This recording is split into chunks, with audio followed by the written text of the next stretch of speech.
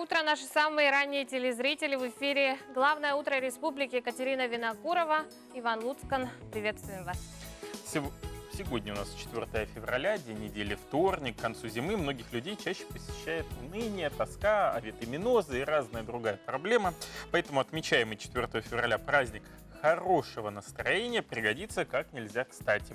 Сложно сказать, кто первым на просторах всемирной паутины предложил его праздновать, однако волну подхватили жители по обе стороны океана, и приверженцы нашлись и в Америке, и в Европе, и в России, поэтому мы можем смело сказать, весь мир сегодня отмечает день хорошего настроения, чего и мы вам желаем в это утро. И в нашем суровом с климатической точки зрения регионе хорошее настроение зимой точно пригодится. Какова бы ни была погода за окном, какие бы беды ни приходили в наш дом, сохраняйте оптимизм и смотрите вперед только с надеждой.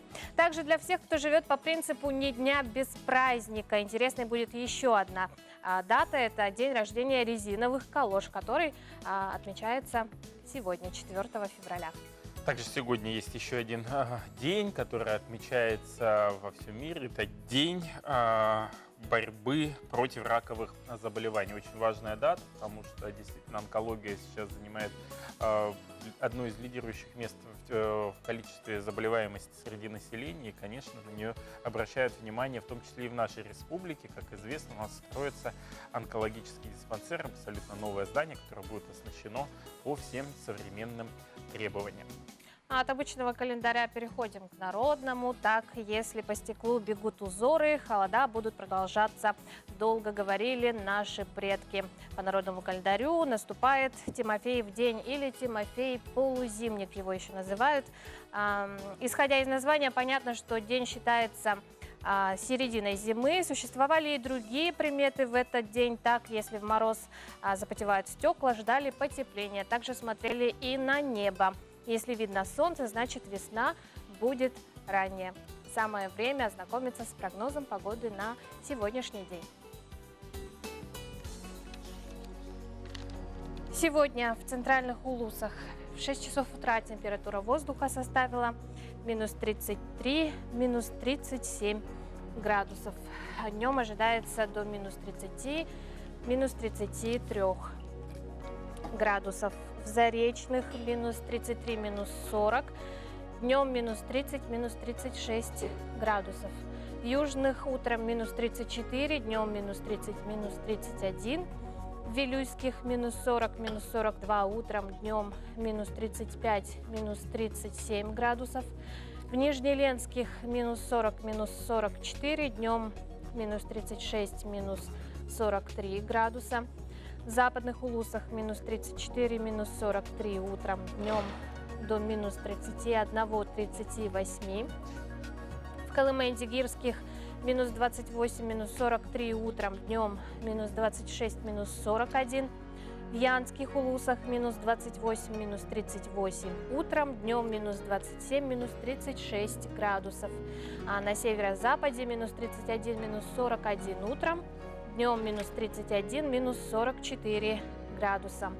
В 6 часов утра температура воздуха в городе Якутске составила минус 36 градусов. Атмосферное давление 764 миллиметра ртутного столба. Ветер северо-западный 2 метра в секунду. Днем в городе Якутске ожидается минус 31, минус 33 градуса. Мы продолжаем наш эфир. Хотим напомнить наш студийный номер для WhatsApp-сообщений 8 914 279 22 62. Вот он внизу указан на ваших экранах. Туда вы можете отправлять свои поздравления, пожелания, какие-то новости, которые связаны с сегодняшней датой, может быть, какое-то событие происходит. Кстати, ну и, вот конечно же, да, вопросы нашим гостям. Да, вопросы нашим гостям. Вот, кстати, кто-то уже из опытных зрителей уже заранее отправил сообщение до начала эфира. Доброе утро. Хотим поздравить однокурсницу Евсееву Аксинью Афанасьевну с юбилейным днем рождения. Будь всегда неповторима, обаятельна, любима, будь здорова, хороша, пусть цветет твоя душа. Однокурсницы из медицинского училища. Кстати, вы можете сюда отправлять вопросы нашим гостям, как сказала Екатерина. А у нас сегодня в гостях будут медики, будут специалисты в области финансовой грамотности. Поговорим мы о налоговых вычетах, потому что пришло время сдавать декларации для того, чтобы вернуть часть своих налогов уплаченных. Поговорим о том, как это сделать и по каким обстоятельствам можно подать эту декларацию. Также сегодня мы ожидаем в гостях начальника управления социальной защиты населения города Якутска, и там мы поговорим о выплатах, которые положены семьям, у которых есть дети, особенно в последние изменения, которые произошли у нас в стране в рамках послания президента нашей страны Владимира Владимировича Путина. Это очень интересная информация, потому что в WhatsApp гуляет все, что угодно, информация порой не всегда достоверная, ну а из первых уст мы сможем узнать четкую, понятную информацию. Поэтому, если есть какие-то вопросы, связанные с этими выплатами, можете заранее уже вопросы нам скинуть. Он подойдет к нам во второй половине этого часа. Ну а что касается гостя, который уже у нас сидит в студии, то он у нас связан с датой, которая предстоит отметить у нас в стране 8 февраля. Это День российской науки. Кстати, этому празднику мы обязаны тому, что Петр I учредил тогда Академию наук. Ну вот, собственно говоря, с этого все и пошло. А сам праздник учредил наш первый президент страны Борис Николаевич Ельцин. И уже более 20 лет мы отмечаем этот праздник. Кто же у нас в гостях? Да, это Алексей Топахов, кандидат медицинских наук, доцент кафедры неврологии и психиатрии медицинского института Северо-Восточного федерального университета. Доброе утро, Алексей, доброе утро. Доброе утро. Ну, начнем с самого банального вопроса. Почему пришел в науку, с чего все начиналось? Ну, когда я учился на 4 курсе, моя подруга Олеся, она пригласила меня вступить в научный кружок по неврологии. Но мне кажется, что больше всего меня пригласили не из-за моих знаний, а из-за того, что я мог сделать баннер. Ровно был юбилей кружка, вот и меня пригласили. То есть у меня не было никакого желания, плана продолжать работу по неврологии. Да? И когда я учился на 4 курсе, ну, как и многие, скорее всего, адекватные студенты, я планировал стать хирургом. Но так пришел в неврологию. То есть это была не любовь с первого взгляда. И получилось так, что там я начал знакомиться, уже будучи студентом, со своими наставниками, со своими научными руководителями. Да? И вот меня закрепили за Татьяной Егоровной Поповой, и мы выбрали научную тему. Это была болезнь Паркинсона в Республике Саха-Якутия. Я уже помню, что тогда вот Татьяна Яковлевна нас позвала себе в кабинете, говорила, что эта тема совсем не изученная в Республике Саха-Якутия, и что за эту тему нужно взяться. Ну, так мы и начали изучать болезнь Паркинсона. У меня вначале не было какого-то интереса, ну, как и все студенты, наверное, просто плыл по течению и начал изучать это заболевание. Но потом все-таки меня стало это интересовать, и меня стало это тянуть. То есть получается, что болезнью Паркинсона я начал заниматься уже со школьной скамьи. И мы уже участвовали в международных научно-практических конференциях, выступали с докладами, кое-где занимали какие-то места. И вот так и, наверное, я вошел в неврологию. А почему неврология, да? Почему я все-таки выбрал? И вот рефлексирую, иногда думаю, а почему все-таки я не стал кардиологом, хирургом, да? Ну, во-первых, хирургом зачем идти туда, если руки растут не оттуда? Это я понял во время практики. Самокритика — это да, хорошо. во время практики, когда я ассистировал во время операции, да, мне говорят, вот у тебя есть вообще какие-то альтернативы, кроме как стать хирургом? Я говорю, ну, может быть, неврологом, ну, потому что я ходил в кружок по неврологии, и хирург мне говорит, лучше иди туда. Ну, тогда я понял, наверное, что все-таки хирургом мне не стать, но я зато могу стать неврологом. Это, я помню эту операцию, это была ночью, операция по тромбэкстракции была. И почему неврология еще, да, потому что, ну, как мне сейчас кажется, что в неврологии максимально близко, наверное, соприкасается все-таки наука с практикой. То есть без науки там нету практики, и без практики нету науки. И все-таки неврология очень молодая наука, на самом деле, да, она возродилась вот, буквально во второй половине XIX века. И поэтому много чего неразгаданного, много чего интересного, очень много таких темных тайн, да. И поэтому мне моя специальность нравится, и я до сих пор не жалею, что выбрал неврологию. Сколько тебе лет? Мне 31 будет. 31. Когда защитил кандидатскую диссертацию? Защитил кандидатскую диссертацию в 2018 году в Красноярске. Тема, опять же, болезнь Паркинсона, то есть та же тема, которую мы начали в студенчестве, да. И идея исследования заключалась в том, что мы изучали основные аспекты вот этого заболевания у нас в Республике Саха-Якутия. Ну и, наверное, благодаря моей кафедре, благодаря вот научному руководителю, все-таки мы сумели вовремя защитить диссертацию, и установили кое-какие этнические особенности вот этого заболевания, да, установили варианты течения у якутов, русских, изучили распространенность этого заболевания, да, и попытались еще вникнуть в генетику, все-таки насколько вот генетические факторы оказывают влияние, да. Результаты вот этого исследования все-таки вот легли в основу кандидатской диссертации. Это была вот такая первая часть, можно сказать, исследования. Ну, и это научная, да, точка зрения. Но с практической точки зрения можно сказать, что вот в рамках нашего исследования все-таки мы впервые в Якутии открыли специализированный прием пациентов с данным заболеванием, да, потом с поддержкой и мединститута, и университета организовали центр экстрапирамидных расстройств, который и по сей день функционирует, ну, на мой взгляд, очень даже хорошо, да. Был создан регистр пациентов с болезнью Паркинсона. Ну и что для меня, как для, наверное, представителя кафедры очень важно, да, что в прошлом году мы начали обучать врачей аспектам, различным более углубленным аспектам болезни Паркинсона, потому что вот по результатам нашего исследования все-таки у нас в республике имеется недовыявление случаев болезни Паркинсона. То есть вот такие пациенты есть, но они ходят без диагноза, да, и поэтому, чтобы это дело улучшить, мы вот ведем вот такую работу. То есть не только с населением, но и с врачами работаем.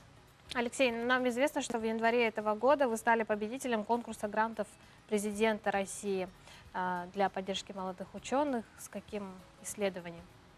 Исследование, получается, опять Паркинсон. Да, опять Паркинсон, то есть мы копаем одну и ту же яму, да.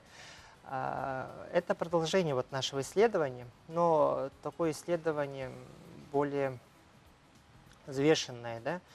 Исследование вообще касается персонализированной медицины, то есть пациентоориентированной медицины. Мы знаем, что каждый пациент, он индивидуальный, да, и поэтому мы ставим несколько наивную, но в то же время реальную задачу. Мы вообще вот на выходе исследования, да, видим некий алгоритм, может это даже будет в виде какой-то компьютерной программы, которая смогла бы с учетом клинических данных, с учетом генетических данных уже определить, какой противопаркинсонический препарат больше всего подойдет вот конкретно данному пациенту, и у него будут, во-первых, максимальная эффективность, и, во-вторых, это отдаленный минимальный побочный эффект.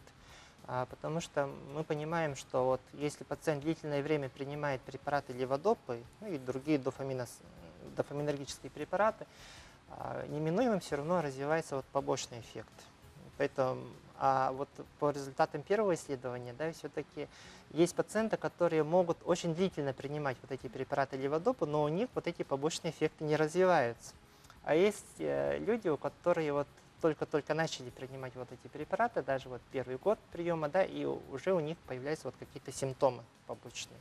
И поэтому мы вот против этого хотим бороться. Но пока не буду громко говорить, что получится, что не получится, но у нас вот такие громоздкие цели, что сказать. А почему выбрали учебу именно в Северо-Восточном федеральном университете? Ну, тогда еще Якутский государственный университет был, да. У меня что-то никогда не было, наверное, даже желания поступать куда-либо за пределами Якутии. То есть вот мои одноклассники мечтали вот поступать в Москву, в Иркутск, в Читу и так далее, да, но я как-то был патриотом, наверное. Вот моя абитура, она продлилась ровно 1 день. То есть я приехал, сдал документы, уехал обратно и приехал только во время зачисления. Ну вот как проходила учеба в институте? Вот самые яркие, возможно, воспоминания есть? Какое-то событие такое, которое Ну, опа, как искорка. Опа, как искра. Ну вот студенчество у меня проходило, ну, можно сказать, как-то неинтересно, потому что все-таки я больше занимался учебой. Занимался учебой. А вот первый курс, да, это первый, второй, третий. Ночью я что делал? Я делал СРСки, готовился к занятиям, и если я засыпал в час ночи, это для меня была большая победа. Ну, прям вот из таких ярких событий, да, ну, можно сказать, наверное, это как раз-таки участие в конференциях, это как раз-таки знакомство с моими преподавателями, с моими наставниками. Все-таки я вот благодарен судьбе, что именно встретился с ними, и что и по сей день вот плыву вместе с ними, да. Леша, какое пожелание молодым ученым? Молодым ученым? Ну, молодым ученым я бы, во-первых, пожелал бы ставить реальные достижимые цели и задачи, посещать конференции, особенно международные, с участием ведущих ученых по тематике, да, обязательно с ними познакомиться, поговорить с ними, да, и хотел бы пожелать еще того, чтобы были со своим научным руководителем на одной волне. Это очень многое значит. А Кате хочу пожелать, загадай желание между двумя кандидатами медицинских наук сидишь. Загадаю сейчас. Вот, Леш, удачи тебе, да, Спасибо. чтобы все получалось, те исследования, которые ты наметил в рамках гранта. Ну и поздравляем с наступающим праздником, Днем науки. Спасибо. И С вас также. наступающим праздником. Спасибо. Ну а мы продолжаем наш эфир. У нас вот опять скажут, вот сидит врач, да, и опять тема одна медицинская. Я решил подойти к следующему сюжету немного не с медицинской, а с исторической точки зрения. Ну вот, знаешь же, да, что такое педикулез, да? Вроде бы с утра такая тема, да? Ну, так представляю Да. себе. Ну вот, все прекрасно знают, что такое педикулез. Так вот, самое интересное. Вот возбудители педикулеза, да, они всегда дают предпочтение своим хозяевам. Вот снятая с человека вошь при наличии выбора всегда возвращается к нему. И вот интересный факт, который я обнаружил лично вчера, просто Интересно. удивлялся. Около 100 лет тому назад при помощи этого насекомого у шведов в Граденбурге проходили выборы бургомистра. Значит, об этом написал Павел Иустинович Моряковский.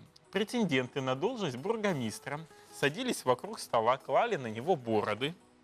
Посередине стола помещалась вот, шара. И вот кому она прыгнет на бороду, тот становился бургомистром. Ну вот интересный, да, факт?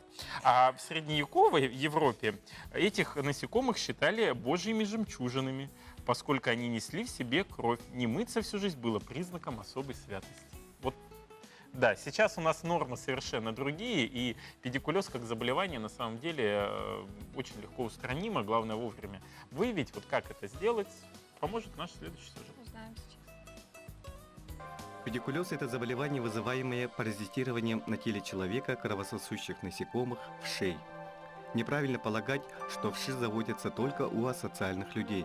Кровососущие насекомые предпочитают жить на чистой коже и волосах. Подхватить паразитов очень просто. Наиболее подверженные слои населения – это дети дошкольно-школьного возраста, посещающие учебные заведения, секции, лагеря, лечебные учреждения. Признаки того, что поселились вши, появляются не сразу. Проходит несколько недель, прежде чем человек замечает такие симптомы, как зуд, ранки и нагноения на расчесанных местах, у корней волос прикреплены крошечные гниды. Это яйца вшей. В целях профилактики детей младшего возраста рекомендовано осмотр хотя бы 1 раз в неделю. Необходимо средства личной гигиены, чтобы они были личные. А если обнаружено и выявлено, не нужно стесняться, нужно обратиться к врачу и оповестить коллектив, который посещает ваш ребенок. Это нужно сделать, как бы стыдно или неудобно вам ни было. Они тоже должны проверить своих детей. Это нужно и вам, ведь неизвестно, от кого именно заразился ребенок. А если не провести широкую проверку детей, с которыми они контактируют, есть вероятность повторного заражения. Мы продолжаем наш эфир. Вот поговорили на интересную тему о вшах. Теперь надо переключиться на более другую тему, связанную с налоговыми вычетами. Пришла пора сдавать декларации 3 НДФЛ, как это сделать, какие-то советы необходимые. Мы поговорим об этом с нашим гостем. Да, рада представить вам эксперта Центра финансовой грамотности Союза торгово-промышленной палаты Республики Светлану Платонову. Светлана, доброе утро. Доброе утро. Доброе утро, Светлана уже у нас постоянный гость в рамках нашей уже ставшей тоже традиционной рубрики повышения финансовой грамотности населения. И вот первый вопрос, да, вот просто сразу зрители его задали. Доброе утро, хочу задать насчет налогового вычета. Я давно на пенсии, муж ИП. Дочь учится платно в медицинском институте. Можно ли получить налоговый вычет? Тут такой интересный вопрос. Если у них, как у физических лиц, в прошлом году, например, или там, в этом году, в 2020 году, можно получить вычет за 2019, 2018 и 2017 года. Вот если в этот период у них был какой-то доход, по которому они оплатили 13% государству налога на доходы физических лиц, то они могут сдать декларацию и 13% вернуть там максимальная сумма идет 120 тысяч в год. Это максимальная сумма от тех ваших расходов, которые вы понесли на платные медицинские услуги, например, на обучение. Если ребенок студент, я так понимаю, да? Да, студент платно учится. Да, но на ребенка дело в том, что идет 50 тысяч в год максимальная сумма. Вот если у них был доход какой-то, с которого они оплачивали НДФЛ, то, возможно, с этих 50 тысяч вернуть 13%. Вот, а теперь тогда общий вопрос. Вообще, какие вычеты может получить гражданин? На самом деле, таких вычетов достаточно много, но я остановлюсь, пожалуй, на тех, которые наиболее популярны и которые человек может ежегодно, в принципе, оформлять. Это, вот, как я уже сказала, социальный вычет. Например, если вы пользовались медицинскими услугами, как я сказала, если у вас есть накопительное страхование жизни, полис, от 5 лет обязательно. Если вы сами оплачиваете внегосударственный пенсионный фонд, накапливаете на свою пенсию, да? Если вы делали какие-то благотворительные взносы, но обязательно с официальным договором, официальными чеками. Также можно вернуть за обучение собственное, сестры, брата. Жены, кстати, нет, только на себя. Ну и на мужа, жене тоже нет. Они То самостоятельно. есть супруга, да? Супруг на супруга не может. Да. По какой причине? Не заслужила. В налоговом кодексе это не указано. На детей можно до 50 тысяч за обучение вернуть, а на медицинские услуги детям можно вернуть вот в рамках 120 тысяч, которые даются в год. Я бы хотела отметить, что с каждым годом россияне все больше пользуются налоговыми вычетами. Например, за 9 месяцев прошлого года больше 195 миллиардов рублей россияне уже заявили к вычетам. И это на 8% больше, чем в предыдущем году. И с каждым годом эта сумма увеличивается. То есть это хорошо, потому что наши граждане становятся более финансово грамотными. Они знают, как можно часть доходов своих вернуть в государство. Называется это налоговый вычет в народе кэшбэк. Это так и есть, в принципе, кэшбэк, что вы оплачиваете свой налог, и часть вы можете вернуть. Это очень приятно. Ну, так сумма получается 13%, да, возвращается? 13% от Ну, 120 не более тысяч, 120. если социальный вычет.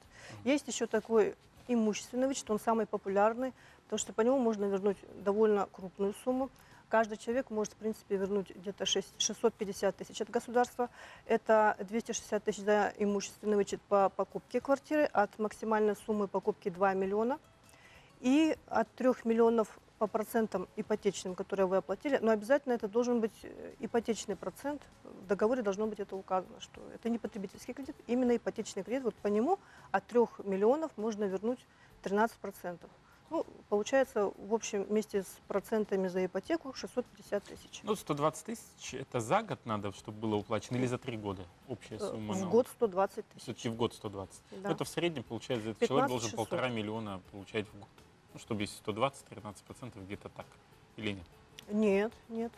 Вот 120 тысяч – это у вас сумма, которую вы оплатили в год на вот эти все услуги по социальному именно вычету. Я говорю, да? 15 600, значит, 13% от этих 120 тысяч. А, тут именно сумма Да, не налогоуплачиваемая, налогоуплачиваемая, а именно да. сумма Которую трат, вы которые сами вы уплатили, совершили. да, траты. А, вот. Да. То есть вот, Да. да, это И важно. чем удобно имущественный, например, вычет, да, что его можно получать довольно долго. У него нет срока исковой давности, то есть срока, когда вы можете на него подать, да, на его получение. Например, у вас была работа, вы часть получили, а потом так оказалось, что у вас не было дохода. Ничего страшного, вы потом найдете работу, в следующем году вы опять можете подать на остатки уже тех денег, которые вы недополучили по налоговому вычету, по имущественному. Есть еще такой вычет, как инвестиционный. Он тоже стал очень популярен у россиян. Такая хорошая возможность. Нужно открыть специальный брокерский счет у брокера. Называется он индивидуальный инвестиционный счет. Вот на него ежегодно можно класть 400 тысяч, но максимальная сумма по этому ИИСу должна быть не более 1 миллиона рублей. И тогда вы в следующем году можете получить вычетом 52 тысячи рублей. Тоже неплохо возвращается. И чтобы сделать так, чтобы этот вычет не ушел как-то, ну как он, легко пришел, легко ушел. Бывает же такое. Есть такая возможность, вот эти деньги, которые вы получили в качестве налогового вычета от государства, да, это одновременно может быть и социальный вычет 15 600, и, например, 52 тысячи за инвестиционный счет. Вы можете эти деньги получить и реинвестировать. Ну как можно реинвестировать, чтобы они работали сами на себя, да? Можно приобрести валюту, можно положить на депозит, можно опять положить на брокерский счет ИИС, чтобы дальше эти деньги продолжали работать, приносить какой-то купонный доход, дивиденды, и рост рынка тоже играет роль. И потом дополнить и опять получить вот каждый год вот эти инвестиционные вычеты 52 тысячи рублей. А вот но какие- этот счет 3 года нельзя трогать. А. Да. А какие документы необходимы вот для того, чтобы получить этот вычет? Да, и какими способами можно, да? Существует несколько способов. Самый простой способ – это лично заполнить декларацию и отнести в налоговую инспекцию. Либо можно это сделать по почте, заказным письмом можете отправить, либо это можно сделать через личный кабинет на сайте налог.ру. По поводу всех документов, которые нам необходимы, да, я сейчас вот перечислю основные, которые обычно вот требуются. Это обязательно должна быть справка 2 НДФЛ, либо если у вас был доход, по которому вы, ну, если вы не работали, а у вас получился доход, вы, например, ну, что-то продали до истечения срока права владения, когда вы...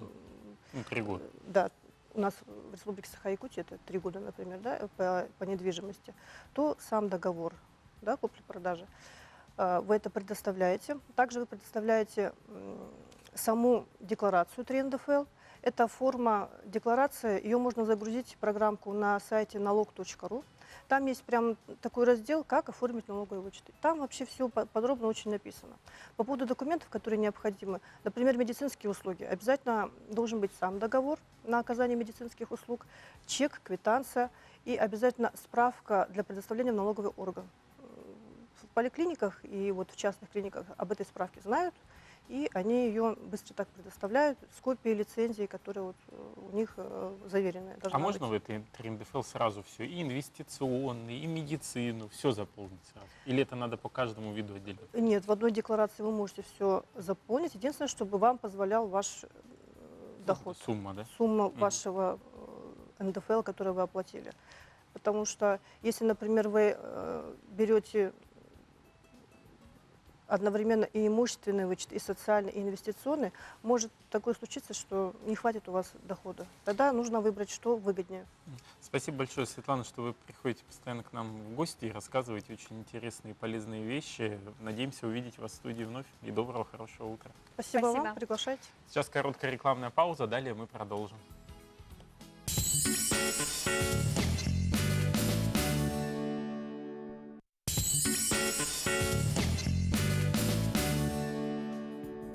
Доброе утро, мы продолжаем наш эфир. Телефон в нашей студии 8 914 279 22 62. Он для ваших WhatsApp сообщений. Вот очень много вопросов поступило в рамках налогового вычета. Единственное, что мы не все успели задать, но обязательно мы Светлану еще раз позовем к нам в студию поговорить об этом вопросе Об поподробнее. интересующих вас вопросах. Ну а далее мы передаем слово нашим коллегам из информационной службы, после чего встретимся. Оставайтесь с нами.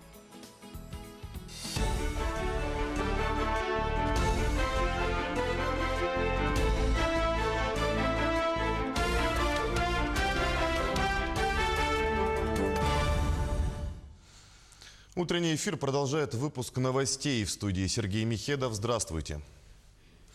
Иностранных граждан, зараженных коронавирусной инфекцией, будут депортировать из России. Об этом заявил премьер-министр страны Михаил Мишустин на оперативном совещании с вице-премьерами накануне в Москве. По словам премьера, был подписан национальный план по предупреждению завоза и распространения коронавирусной инфекции на территории России. Кроме того, теперь она добавлена в перечень особо опасных заболеваний. Это позволит осуществлять депортацию иностранных граждан, если у них будет выявлена такая болезнь, и вводить специальные ограничительные меры, в том числе изоляцию или карантин, сообщил Мишустин.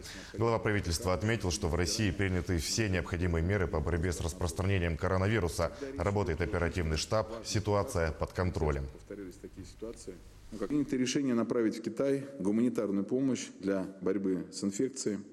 В России сейчас все есть необходимые лекарства и средства защиты. Важно, чтобы люди были ими полностью обеспечены и, конечно, чтобы цены в аптеках оставались на прежнем уровне. За этим поручено следить Федеральной антимонопольной службе и Росздравнадзору. Когда речь идет о жизненно важных лекарствах, нельзя, чтобы повторялись такие ситуации, как, например, в прошлом году с препаратом Фризиум. В самое ближайшее время, до 13 февраля, необходимо подготовить документы о порядке ввоза в Россию незарегистрированных препаратов и лекарств, в которых нуждаются пациенты с тяжелыми заболеваниями, ну и, конечно, в первую очередь, это дети. Между тем, правительство Якутии окажет помощь китайской провинции с поставками медицинских масок. От руководства провинции Хэйлунцзян пришло обращение с просьбой о поставках медицинских масок и необходимых в период эпидемии медикаментов. Глава республики Айсен Николаев поручил оказать необходимую гуманитарную помощь. К слову, сейчас медицинские маски на исходе в островной провинции Китая Хайнане. Все необходимое для предупреждения распространения коронавируса в первую очередь идет в очаги эпидемии, провинцию Хубэй и ее столицу, город Ухань. Тем временем известная телеведущая и доктор медицинских наук Елена Малышева уверена, паника вокруг коронавируса совершенно не обоснована. Ведущая передачи «Жить здорово» утверждает, что самые элементарные правила гигиены обезопасят от вируса, взбудоражившего весь мир. Но настолько ли безопасна ситуация и согласны ли с ней молодые коллеги? Смотрите в следующем материале. Телеведущая Елена Малышева считает коронавирус одной из самых слабых инфекций, которые обрушивались на человечество. А паника вокруг смертельной инфекции, по ее мнению, способ заработка. Ну тут жесть вообще наиполнейшая. Ну, просто сейчас уже идет игра. Кто-то играет на бирже, кто-то играет еще где-то. Маски все раскупили. Понимаете, фармкомпании ликуют. То есть много есть игроков в этом мире. Слушатели в зале не спорят. Все участники Всероссийской олимпиады «Я профессионал» и учащиеся зимней медицинской школы Осеченовского университета. 1000 человек подают сюда заявки, а попадают только 100. И у них есть свое мнение насчет коронавируса. Я как студент медицинского университета понимаю, что все не так страшно. Студентка из Башкирии, возможно, будущий кардиолог, уверена, коронавирус опасен для пожилых. У людей в возрасте много хронических болячек и слабый иммунитет. Вы своим родителям что уже посоветовали? Проветривать помещение, то есть если локально смотреть. Во-вторых, это прогуливаться возле дома на свежем воздухе, но не посещать большие скопления людей. О симптомах коронавируса здесь тоже наслышаны. Вот несколько рекомендаций, на что обратить внимание, если паникуете. В первую очередь нужно обращать внимание на хрипы, то есть нужно послушать пациента и сделать рентген легких, чтобы уже точно поставить диагноз. А также есть данные, что этот вирус осложняется диареей. 2 случая коронавируса в России уже выявлены в Забайкальском крае и Тюменской области. Границу с Поднебесной уже закрыли. Россиян из Китая вывезут на военных самолетах.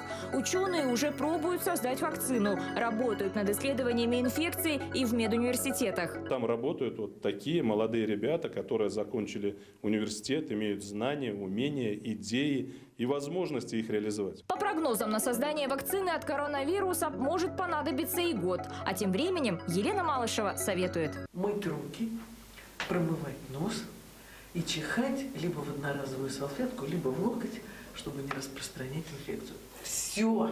Дарья Сенникова, Александр Кулышкин, Анна Каргашина. Новости 360. К другим темам рассмотрены вопросы строительства в Якутске водоузла номер 5, канализационного коллектора номер 3. Глава Якутии Эссен Николаев провел совещание по реализации объектов. В настоящее время в Якутске ведется активное строительство объектов жилой застройки для удовлетворения быстрорастущего спроса. В связи с этим актуальной проблемой становится обеспечение системами водоснабжения и водоотведения. Производительность объекта 1500 кубов, требуется инвестиций более 850 миллионов рублей. Ввести в эксплуатацию водоузел номер 5 планируют до конца 2022 года. Оставайтесь на нашем канале, впереди еще много интересного.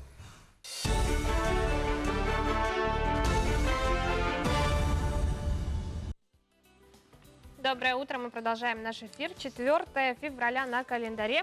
И в этот замечательный день маленькую красавицу, дочку Леночку, кандидата мастера спорта России по пулевой стрельбе с 16-летием от души поздравляю, желаю здоровья, успехов, счастья, твоя мама. Да уж, прям не Леночка, уже и Лена, кандидат мастера спорта, Но, тем не менее, белки. Да, маленькая Леночка. Да, вот теперь о детях. С 2019 года мерами социальной поддержки семьи с детьми воспользовалось огромное количество человек. Какие это меры? Это ежемесячное пособие на детей в возрасте от 0 до 16 лет. Это ежегодная денежная выплата на школьников из многодетных малоимущих семей. Сертификаты республиканского мат-капитала «Семья». Также имеются дополнительные меры поддержки. Единовременная выплата в связи с рождением первого ребенка, региональный материнский капитал в связи с рождением второго ребенка, ежемесячная выплата в связи с рождением третьего и последующего ребенка. В общем, во всех выплатах можно запутаться, поэтому у нас сегодня в гостях специалисты этой отрасли, которые нам сейчас все по полочкам разложат, как, что, где, зачем и почему. Это Семен Иванович Матвеев, начальник управления социальной защиты населения города Якутска при Министерстве труда и социального развития Республики Саха-Якутия. Доброе утро, Доброе Семен утро. Иванович. Доброе утро. Ну, какие изменения произошли по выплате путинских пособий, да? Да, ну я вступление, наверное, сделаю. Да, у нас вот в 2019 году мерами социальной поддержки именно в части детских пособий, да, у нас в городе Якутске воспользовалось 19 тысяч семей. В том числе у нас самые популярные виды массовые, скажем, да, детских пособий, это ежемесячные детские пособия. Размеры составляют 1108, если доход семьи превышает 30% от прожиточного минимума, и 1442, если семья совсем малоимущая. Да. Этими выплатами у нас, эти пособия у нас получают порядка 15 тысяч семей и на 31 тысячу ребенка, которые проживают на территории города Якутска и городского округа Жатай. Путинские пособия, да, ну вот последние годы, да, очень сильно Российская Федерация и правительство Республики Саха-Якутия уделяют внимание демографии. И поддержка семей с детьми стоит, ну, во главе угла. Это вот первостепенная задача нашего государства. И путинские пособия, так называемые, уже в народе так говорят, да, с 2018 года мы выплачиваем ежемесячную выплату с рождением первого ребенка. До прошлого года, вот в течение 2019 года, эта выплата работала до достижения ребенком 1,5 лет. И учитывали мы 1,5-кратный прожиточный минимум. Да. Ребенок получал, если родился первым, начиная с 1 января 2018 года, ежемесячную выплату в размере прожиточного минимума. Ну, я буду говорить сумму на 2020 год. Эта сумма на сегодня составляет 17 660 рублей. И вот переходный период был с конца прошлого года. С 1 января этого года правительство Российской Федерации повысило прожиточный минимум до 2 прожиточных минимумов. То есть сейчас семья может подавать нам документы на эту выплату, если прожиточный минимум, вот, который на сегодня составляет 18 тысяч, умножаем на 2, если доход семьи на одного человека не превышает 36 тысяч рублей.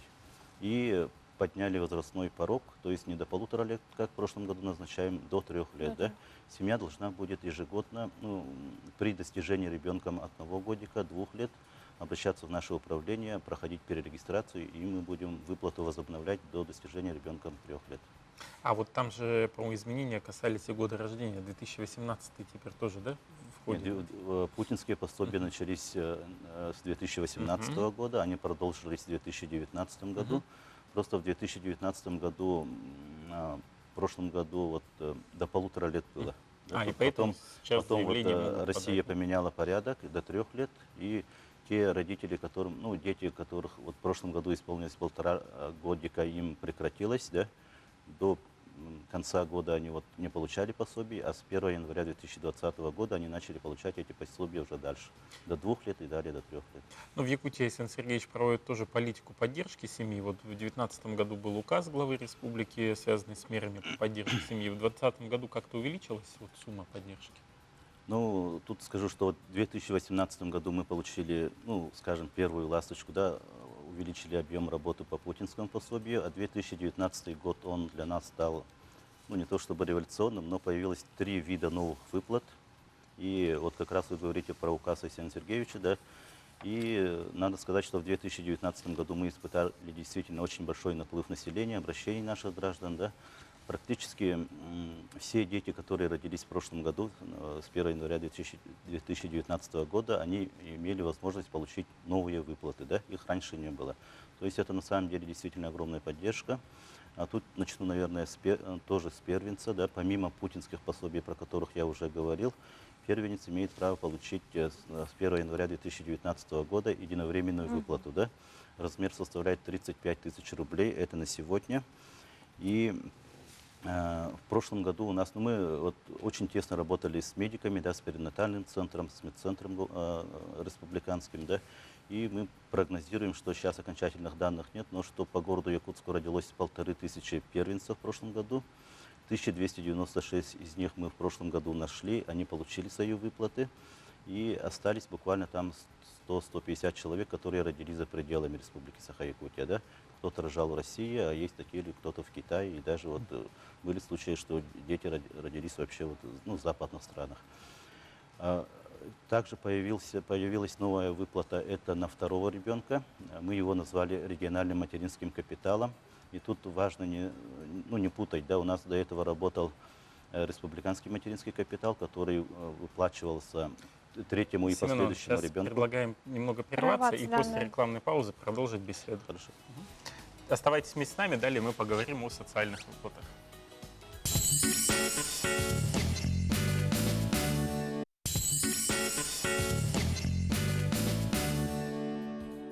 Доброе утро, мы продолжаем наш эфир, и у нас в студии гость Семен Иванович Матвеев, руководитель управления социальной защиты населения города Якутска при Министерстве труда и социального развития. И говорим мы республики. сегодня о социальных выплатах семьям.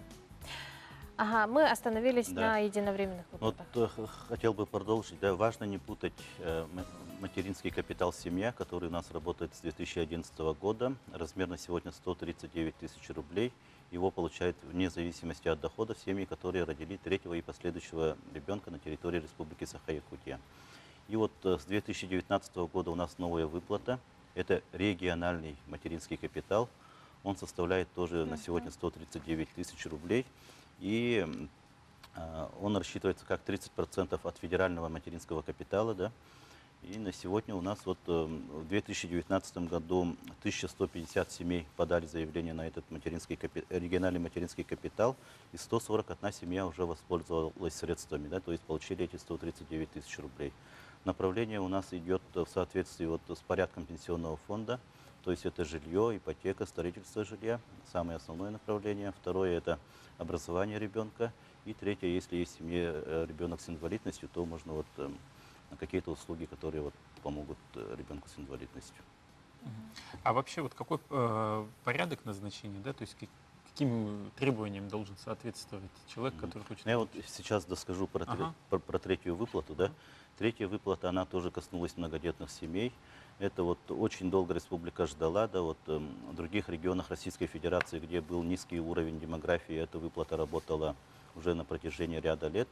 И вот с 1 января 2019 года у нас многодетные семьи, да, у которых доход не превышает 42 тысяч рублей на одного человека, да, это получается, если семья из 5 человек, то доход в месяц должен быть 200 тысяч рублей, да, не менее. То есть таких семей очень много, практически 90% семей города Якутска попадают под эту категорию.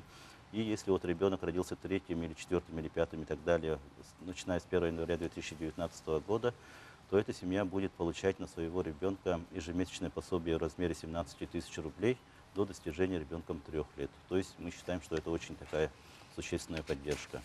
И по условиям, да, ну, по всем вот 3 новым видам выплат, условия проживания на территории Республики Саха-Якутия до 3 лет. По первым 2 выплатам, это на первенца, единовременное пособие на первенца и региональный материнский капитал на 2-го ребенка, мы доходы не смотрим. Да? То есть тут важен сам факт рождения ребенка на территории, ну, в данном случае города Якутска. И по 3-му, как я сказал, вот на 3-го и последующего ребенка мы смотрим доход 42 тысячи рублей. То есть доход достаточно, ну, такой он большой.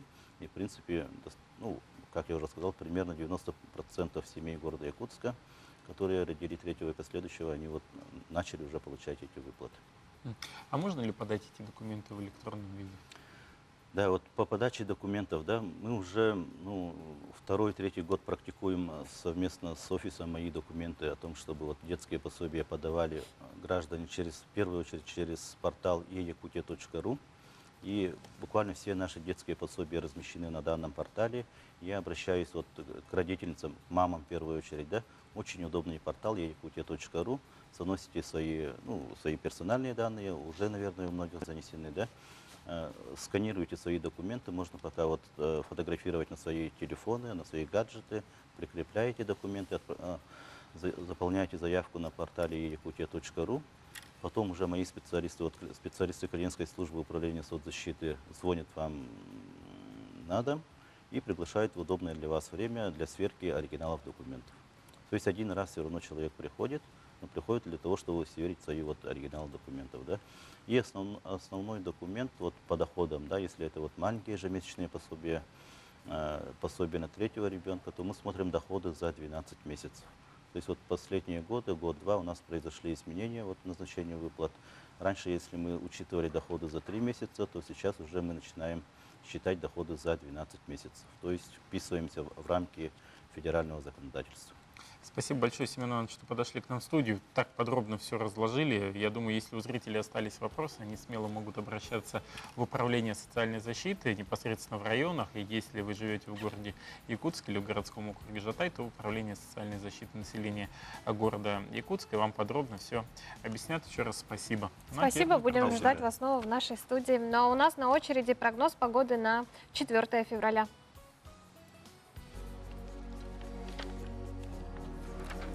По данным Якутского управления по гидрометеорологии и мониторингу окружающей среды, сегодня в центральных Улусах в 6 часов утра температура воздуха составила минус 33, минус 37 градусов. Днем ожидается до минус 30-33 градусов.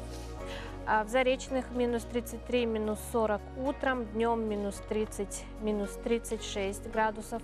В Южных минус 34 утром, днем минус 30, минус 31 градус. В Вилюйских Улусах минус 40, минус 42 градуса. Днем минус 35, минус 37 градусов. В Нижнеленских минус 40, минус 44. Днем ожидается до минус 36, минус 43 градусов. В Западных минус 34, минус 43 утром, днем минус 31, минус 38 градусов. В Колымо-Индигирских минус 28, минус 43 утром, днем минус 26, минус 41 градус. В Янских минус 28, минус 38 утром, днем минус 27, минус 36 градусов. На северо-западе минус 31, минус 41 утром, днем минус 31, минус 44 градуса. В 6 часов утра температура воздуха в городе Якутске составила минус 36 градусов. Атмосферное давление 764 миллиметра ртутного столба. Ветер северо-западный 2 метра в секунду. Днем в городе Якутске температура воздуха составит минус 31, минус 33 градуса. Хорошая погода для хорошего настроения. Напоминаем, что 4 февраля отмечается День хорошего настроения, чего мы вам и желаем. И поговорим сейчас о вакансиях, которые предлагает Центр занятости населения города Якутска. Внимание на экраны. Требуется ветеринарный врач, заведующий, высшее профессиональное образование, магистратура или специалитет, прием по результатам собеседования, зарплата от 32 тысяч рублей. Требуется разнорабочий, выносливый, наличие санитарной книжки, без вредных привычек, зарплата 28 тысяч рублей.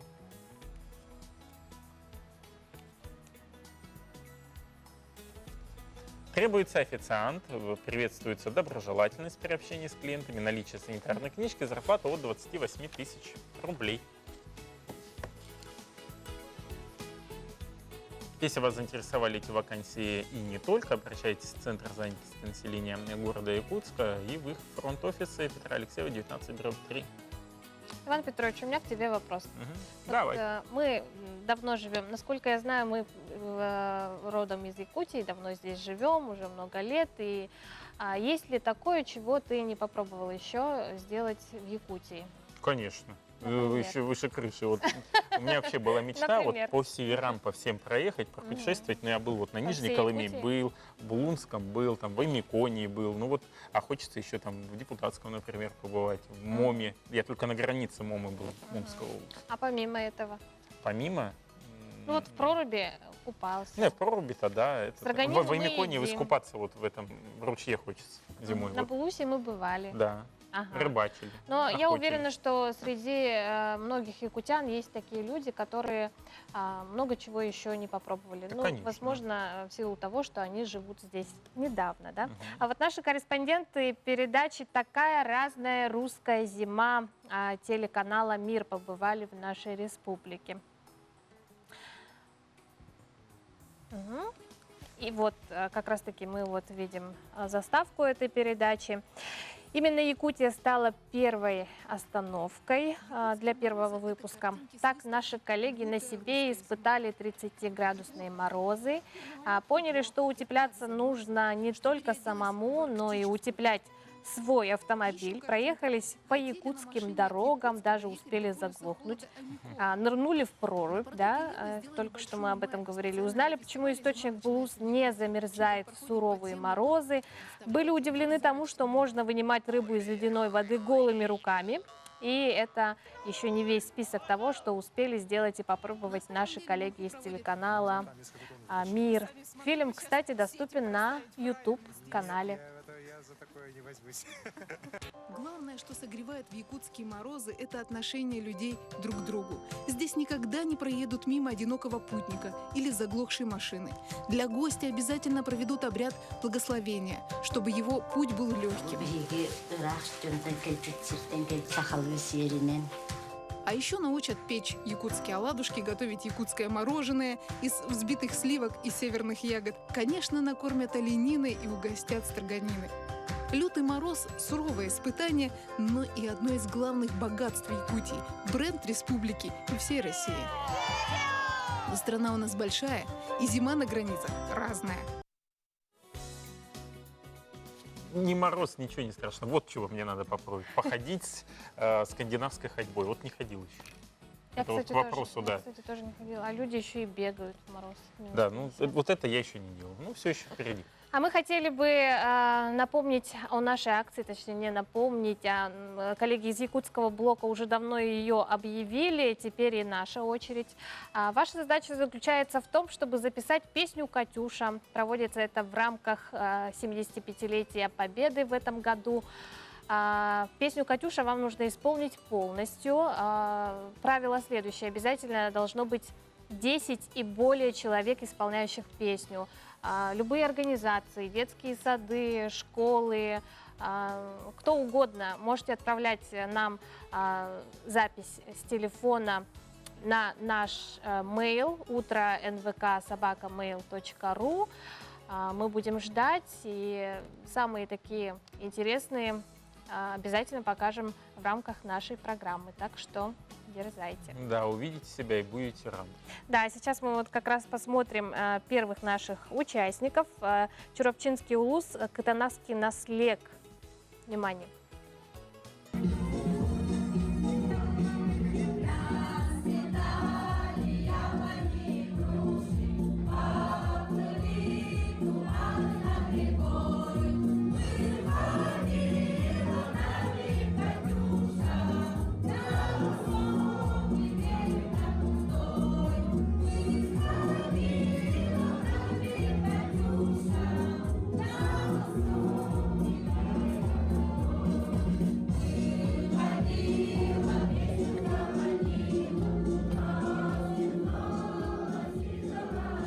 Эх, молодцы, чурапчинцы. Вот таким задором собрали целый зал катанахский наслека.